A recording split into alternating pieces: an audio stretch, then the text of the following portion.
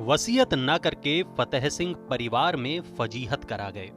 अभी उनकी बरसी भी नहीं हुई थी कि प्रॉपर्टी के बंटवारे को लेकर बच्चे कचहरी पहुंच गए। फतेह सिंह के निधन के बाद दोनों बेटों ने उनकी प्रॉपर्टी आपस में बांट ली। बेटी सलोनी ने अपना हिस्सा मांगा तो नौबत मरने मारने पर आ गई। ये कहानी सिर्फ फतेह सिंह के परिवार की नहीं है। देश के लाखों परिवारों में बंटवारे को लेकर कानूनी जंग छिड़ी हुई है।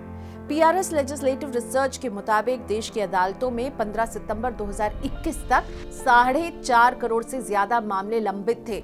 एक अनुमान के मुताबिक इनमें 2/3 जमीन जायदाद से जुड़े हैं और इस तरह के मामलों के निपटारे में वर्षों लग जाते हैं। सरकारी स्तर पर सुधारों के बावजूद बंटवारे को लेकर कुछ ऐसे सवाल हैं जिन पर दशकों के बाद भी तस्वीर साफ नहीं हो पाई है। इनमें से कुछ बड़े सवाल ये हैं कि बेटी का अपने पिता की संपत्ति में कितना हक होता है। क्या बेटी का अपने दादा की संपत्ति में हिस्सा होता है? शादी के बाद बेटी को हक मिल सकता है या नहीं? बेटी के हितों की सुरक्षा के लिए साल 2005 में हिंदू उत्तराधिकार कानून 1956 में बदलाव किया गया था। इसके तहत पैतृक संपत्ति में बेटियों का बराबर का हिस्सा होता है, चाहे बेटी शादीशुदा हो, विधवा हो, अविवाहित हो या पति ने उसे छोड़ दिया हो। विरासत में मिली संपत्ति में बेटी का जन्म से ही हिस्सा बन जाता है। इसमें शर्त ये थी कि अगर उसके पिता 9 सितंबर 2005 तक जीवित रहे हों। इस स्थिति में बेटी अपनी पैतृक संपत्ति में हिस्सा ले सकती है। अगर पिता की मौत इससे पहले हो चुकी है तो बेटी को पैतृक संपत्ति में हिस्सा नहीं मिलेगा। हालांकि पिता की खुद की खरीदी हुई संपत्ति वसीयत के अनुसार बांटी जाती है। 2020 में सुप्रीम कोर्ट ने फिर से व्यवस्था में बदलाव किया और अहम बात कही।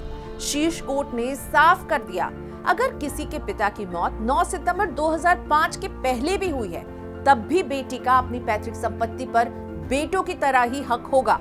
अगर पिता ने अपनी संपत्ति खुद ही अर्जित की है तो पिता की मर्जी है कि वो अपनी संपत्ति बेटी को दे या नहीं, लेकिन पिता की मौत अगर बिना वसीयत लिखे हो जाती है तो बेटी उस संपत्ति में भी हिस्सा ले सकती है।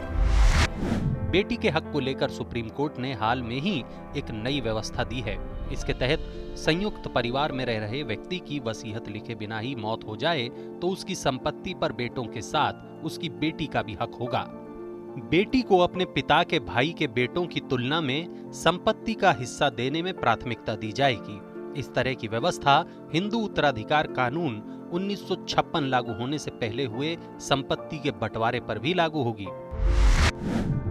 सुप्रीम कोर्ट के वरिष्ठ अधिवक्ता अनिल कर्णवाल कहते हैं कि पैतृक संपत्ति में बेटी का पूरा हक होता है। इससे उसके शादीशुदा, विधवा या तलाकशुदा होने का कोई लेना देना नहीं है। हालांकि पिता की स्वयं अर्जित संपत्ति में बेटी को हिस्सा तभी मिल सकता है जब वो अपनी मर्जी से देना चाहें।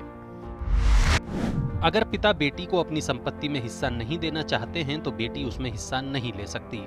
अगर पिता की मौत वसीयत लिखने से पहले हो जाए तो बेटी उसकी संपत्ति में हिस्सा ले सकती है। फतेह सिंह ने वसीयत नहीं लिखी थी। ऐसे में कानूनी तौर पर सलोनी को प्रॉपर्टी में हिस्सा मिलेगा।